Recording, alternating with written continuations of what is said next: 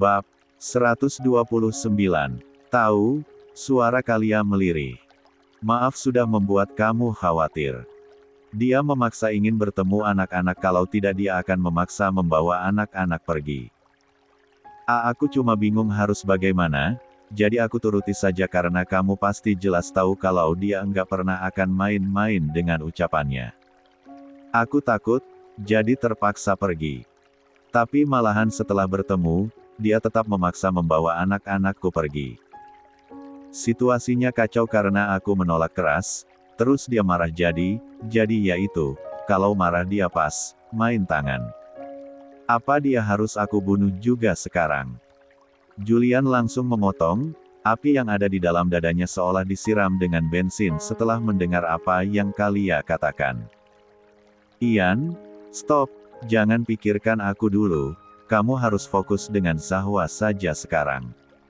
Suara Kalia terdengar bergetar. Berjanji satu hal dengan aku. Apa? Tidak ada suara selama beberapa detik. Pulang dengan selamat ya. Pelan sekali kalimat itu terucap namun Julian yakin dia memang mendengarnya secara jelas. Raut wajahnya yang tadinya mengeras sedikit mengendur. Tidak bisa berjanji, karena aku akan memimpin melawan kumpulan preman sekarang. Aku harus memastikan membuat mereka sekarat dengan tanganku sendiri. Sudah sangat lama aku sangat ingin melakukannya tahu, jawab Julian sedikit tergelak. Tidak mau tahu, kamu harus berjanji. Kalia menyanggah dengan keras kepala. Kamu bilang aku harus berhenti bekerja, kamu sering meminta buat aku bekerja dengan kamu saja, mengurus keseharian kamu yang kata kamu agak ribet karena kamu tidak terbiasa tinggal sendiri. Seingatku kamu terus menolak, Kalia, jawab Julian, sudut bibirnya sedikit tertarik. Kali ini aku tidak akan menolak. Aku akan bekerja dengan kamu. Jadi, kamu harus pulang dengan selamat. Tidak mau tahu karena aku sudah resign dari tempat kerja. Kamu harus bertanggung jawab karena aku pengangguran sekarang. Semua ini gara-gara kamu. Kamu enggak lupa aku harus membiayai masa depan dua anak kan? Awas saja. Senyum Julian melebar. Aku cerewet soal makanan. Aku juga sensitif dengan bau dan kotor. Aku punya OCD yang parah. Gak apa-apa, menghadapi orang yang sering memukul aku saja aku bisa bersabar apalagi menghadapi yang begitu saja. Sama sekali gak ada apa-apanya buatku. Masa, Ian, please. Masih bisa kamu menggoda aku di situasi ini, hah? Julian melengos geli. Oke, aku berjanji. Ian, yang serius menjawabnya. Terdengar sekali kejengkelan Kalia sekarang. Iya, aku berjanji. Jadi, kalau aku pulang nanti, awas saja kamu berubah pikiran. Gak akan, Ian. Kamu bisa pegang ucapanku. Pak Julian, kita sudah sampai. Pemberitahuan itu membuat Julian yang tadinya hanya fokus menatap keluar jendela menjadi menatap ke depan. Sebuah gerbang tinggi yang dijaga ketat oleh barisan pria berbadan tegap bisa ia lihat seolah mereka semua sudah menunggu-nunggu kehadiran Julian bersama orang-orang bawaannya. Raut wajah Julian langsung berubah serius kembali. Atmosfer seketika saja berubah menjadi begitu menegangkan dan memanas. Julian bisa melihat semua orang-orang suruhannya yang keluar dari mobil lalu berdiri menghadap mereka semua. Apa kita keluar sekarang, Pak?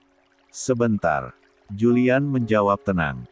Ini adalah sebuah momen yang begitu ia tunggu-tunggu sehingga alih-alih perasaan takut, adrenalin Julian menjadi terpacu. Tangannya semakin terasa gatal ingin menonjok semua bajingan tengik yang ada di hadapan sana. Kalia, apa? Perkenalkan aku ke anak-anakmu sebagai calonmu mulai sekarang.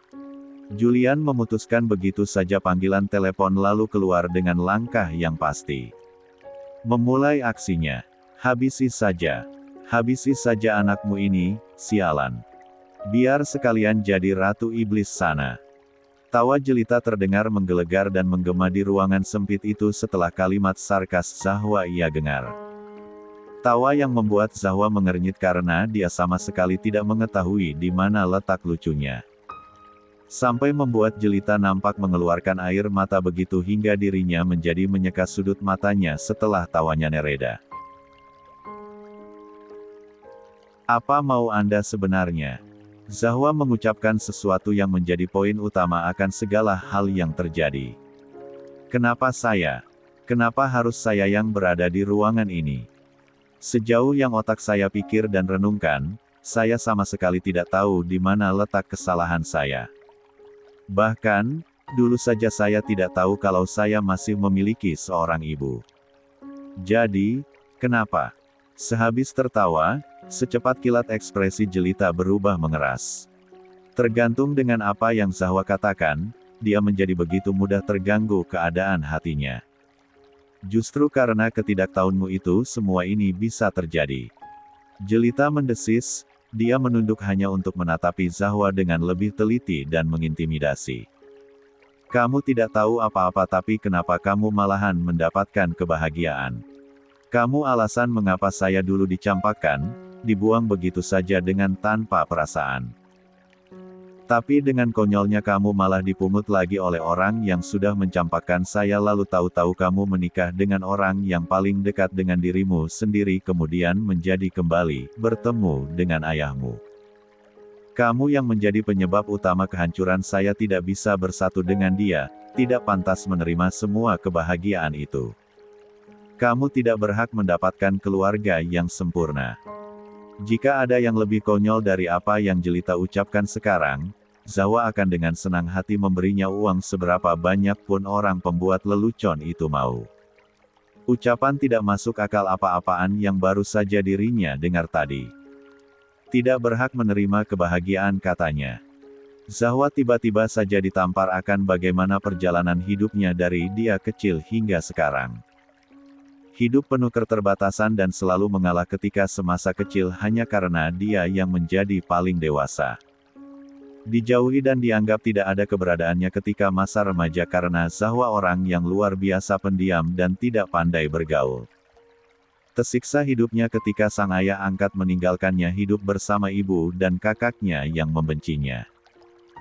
Terpaksa melakukan sesuatu yang buruk ketika beranjak dewasa hanya demi uang untuk adik-adiknya lalu berjuang dengan rela memakan hati akan segala hinaan dari keluarga orang yang ia cintai agar mendapatkan restu. Jadi, bagian mana yang membuat Zahwa tidak berhak untuk merasakan bahagia? Dan ada pikir, suara Zahwa bergetar, bukan karena emosi melainkan emosi yang semakin meradang di dalam dada. Apa Anda juga berhak melakukan semua ini dengan saya? Anda membuat-buat luka Anda sendiri, apa Anda tidak sadar?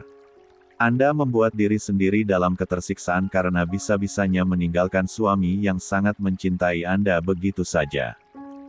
Anda juga menghancurkan sebuah keluarga yang harmonis karena sikap Anda yang begitu egois dan buta tentang cinta. Adalah hal yang benar Papa Irwan memilih keluarga sahnya daripada Anda. Beruntung dia dulu tersadar di detik-detik terakhir kalau perbuatan yang ia lakukan dengan mengkhianati keluarganya adalah perbuatan yang sangat salah. Dia sudah benar dengan menyuruh Anda pergi. Jadi, saya bertanya. Suara Zahwa merendah, tatapan dinginnya tertuju kepada Jelita yang sudah memerah. Wajahnya. Dari semua hal buruk yang menghancurkan banyak orang itu, apa Anda berhak bersikap semena-mena seperti ini? Terlebih, apa Anda juga berhak untuk bahagia? Jelita terdiam. Nampaknya apa yang Zahwa katakan menamparkan telak hati dan juga harga dirinya. Berhenti berbicara. Jelita menggeram, kamu tidak mengerti. Tidak mengerti. Setelah mengucapkan semua itu, menurut Anda saya tidak bisa memahami. Zahwa melengos. Mau saya jelaskan? Anda adalah orang tidak tahu diri yang berpikiran dangkal. Bisa-bisanya Anda yang menggali kuburan Anda sendiri. Oh, apa Anda juga tidak mengerti kalau saya memakai kalimat kiasan seperti itu? Zahwa terkekeh begitu merendahkan. Anda yang membuat kesakitan Anda sendiri dengan secara sadar menghancurkan hubungan persahabatan di antara kedua ayah saya hanya karena cinta buta. Anda berhenti berbicara. Anda yang menghancurkan Papa Giandra. Anda yang membuat ibu dan kakak angkat saya menjadi membenci saya setengah mati padahal saya tidak tahu akar permasalahannya apa. Demi Tuhan, saya hanya seorang anak dari panti asuhan yang tidak tahu apa-apa kerumitan di antara kalian. Kenapa saya yang harus kena imbasnya? Kata Anda, saya yang membuat Anda tidak bisa bersatu dengan Papa Irwan. Kenapa saya, sialan? Saya dulu hanyalah seorang bayi yang hanya mengharapkan belas kasih air susu ibunya. Saya mana mengerti kalau karena saya, Papa Irwan tidak mau bersatu dengan Anda. Apa Anda tidak bisa merenungkan semua itu? Anda yang membuat pesakitan Anda sendiri. Anda, saya bilang diam. Jelita menjerit. Kaca jendela yang tepat ada di belakang tubuh Zahwa langsung pecah berserakan ketika Jelita mengacungkan pistol yang ia keluarkan entah dari mana untuk menembak ke arah sana. Sedikit saja di samping telinga Zahwa hingga yang muda merasa nyawanya hilang sesaat karena serasa dia yang baru saja ditembak. Kamu diam atau tembakan kedua akan melayang untuk dirimu sendiri. Jelita memegang dagu Zahwa kuat hingga kepalanya menjadi mendongak lalu menghempaskannya begitu saja setelah memberikan umpatan kasar. Rasa syok membuat Zahwa benar-benar terdiam namun tatapannya semakin menajam tertuju kepada Jelita yang nampak menggila. Egonya benar-benar serasa seperti ditonjok mendengar semua keluhan dari Zahwa. Persetan dengan semua yang kamu katakan, saya tidak peduli. Itu adalah kalimat dari orang yang sudah tahu kalau dirinya salah tapi begitu egois tidak mau mengakuinya. Ucap Zahwa penuh akan sarkasme. Plak. Pipi Zahwa ditampar untuk yang ketiga kalinya. Kali ini dengan kekuatan yang 2 kali lebih besar. Saya tidak peduli sialan. Saya tidak suka melihat kalian bahagia padahal di sini saya menderita. Saya hanya ingin memperjuangkan orang yang saya cinta. Apa itu salah? Kenapa saya malahan dicampakkan? Katanya dia juga mencintai saya. Katanya dia hanya menghabiskan waktu dengan saya. Tapi apa? Dia malah memilih anak istrinya. Setelah apa yang kami lakukan, apa-apaan maksudnya itu? Semudah itu dia menyuruh saya pergi. Lalu dengan konyolnya dia memungut kamu kembali. Kenapa kamu saja, padahal dia tahu saya masih ada dan masih menderita karena dia. Ini dia yang Zahwa tunggu-tunggu sejak tadi. Dia sengaja memancing segala emosi Jelita dengan serangan fakta yang pasti akan mengusik hatinya. Zahwa menunggu-nunggu kapan dia meledak dan inilah saatnya. Orang yang sudah terlampau merasa sakit hati cenderung berkata jujur di puncak emosinya. Zahwa pernah mengalami hal yang sama sehingga dia sudah tahu rasanya. Kamu sangat diperhatikan oleh semua orang. Itu alasan lainnya kenapa kamu ada di sini. Jelita tersenyum dingin, dia mengarahkan moncong pistolnya ke leher Zahwa. Mereka akan tahu rasa sakit saya dengan saya yang menyakiti kamu. Mereka akan mengerti kalau kamu saya habisi dan kamu adalah orang terbodoh yang bisa-bisanya termakan jebakan saya. Iya saja disuruh Renata yang padahal kamu tahu sendiri dia sangat membencimu. Bodoh. Jelita mendengus. Dan lebih bodoh lagi ayah kamu yang sudah menyerang tempat persembunyian saya dan juga kakak kamu yang menyerang markas besar saya. Ya Tuhan, saya tidak tahu ada orang yang semudah itu terpancing. Kalian pikir saya tidak rencana kalian apa? Mereka bisa menghancurkan apa saja di sana tapi saya tidak peduli, karena saya yang akan menghancurkan kamu di sini. Anda yang bodoh. Sungguh, Zahwa ingin sekali menjeritkan kalimat itu di hadapan Jelita langsung. Pintu tiba-tiba saja terbuka, menginterupsi atensi yang begitu intens di antara dua wanita itu. Mereka melakukan penyerangan besar-besaran. Beritahu pria berbadan besar dengan wajahnya yang kaku itu tanpa basa-basi. Tawa menggelegar Jelita kembali hadir. Mendengar sendiri kan kamu. Betapa bodohnya keluargamu itu. Jelita tersenyum puas. Biarkan saja. Toh, itu hanya kerugian kecil untukku. Mereka juga tidak mungkin bisa masuk ke dalam ruang bawah tanah. Balas serangan mereka lalu ketika mulai berkurang, kirim pasukan kedua. Habisi saja mereka semua. Baik, Madam. Zahwa tercekat sedang senyum jelita makin melebar. Aka, Pak Julian, kita harus segera pergi. Ares ternyata sudah memasang bom di beberapa tempat dan sinyalnya hanya bisa terbaca oleh kita karena bom itu dirakit khusus oleh kita sendiri. Tim yang memantau dari jauh memberitahu kalau orang-orang kiriman mereka kembali datang, kali ini jumlahnya 2 kali lipat dari apa yang baru saja kita hadapi. Saya juga tidak tahu akan sebanyak itu. Kita kalah jumlah orang dan sudah saatnya kita pergi lalu mengaktifkan bom itu. Zidan, salah satu orang yang menemani Wirya ketika dia hampir saja keracunan malam itu berucap sambil menghajar preman di hadapannya yang sejujurnya sudah pingsan sedang Julian awas menatap sekitar yang begitu kacau. Banyak orang yang sudah berjatuhan dan erangan kesakitan terdengar di mana-mana. Bukannya takut, Julian justru menyeringai ketika mendengar hal tersebut. Bagus, kirim saja. Kirim saja. Semuanya sampai tidak ada lagi yang di sana. Pikirnya di dalam hati. Apa Ares sudah ketemu? Tanyanya sambil menghajar seseorang yang datang menyerangnya dengan tongkat bisbol. Semua ini mulai terasa menyenangkan dan Julian tidak tahu kalau dirinya ini adalah psikopat atau bukan, namun Julian jelas menikmati perbuatannya yang menghajar semaunya. Latihan bela dirinya selama belasan tahun hanya untuk menunggu-nunggu kapan kiranya hal ini terjadi akhirnya datang juga. Area hutan di belakang sana sangat luas. Kami masih berusaha mencari jejaknya, awas. Zidan menarik tubuh Julian yang ingin dibidik pistol dari jauh. Tembakan itu langsung meleset karena Julian dengan gerakan cepat menunduk. Zidan buru-buru menembak orang yang tadinya sudah akan mencelakai Julian. Tangs, ujarnya tersenyum miring. Bagaimana ini Pak? Mereka semakin dekat.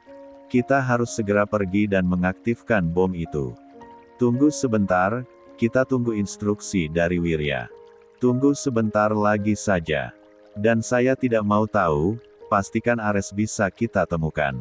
Baik, Pak. Tim yang mengawasi sebisa mungkin untuk menahan pasukan mereka yang datang. Ini memangnya perang atau apa? Pakai kata pasukan segala. Menggelikan. Julian melengos dan Zidan hanya tertawa. Biar keren aja gitu maksud saya Pak, ujarnya setelah menembaki orang yang ingin membidik Julian. Dengan begitu mudah dan akurat. Sertok. Anda tega mengatakan itu. Habisi saja mereka semua. Zahwa terhenyak. Di sana ada anak sulung Anda. Okelah kalau saya, karena Anda merawat saya hanya beberapa minggu. Tapi di sana ada Kakian, anak yang sudah bersama Anda bertahun-tahun. Anak yang sudah Anda rawat sejak bayi. Habisi saja Anda bilang. Hosker. Jelita melengos cuek. Saya beranggapan saya bukan lagi jelita yang dulu ketika dunia bawah tanah ini saya kuasai.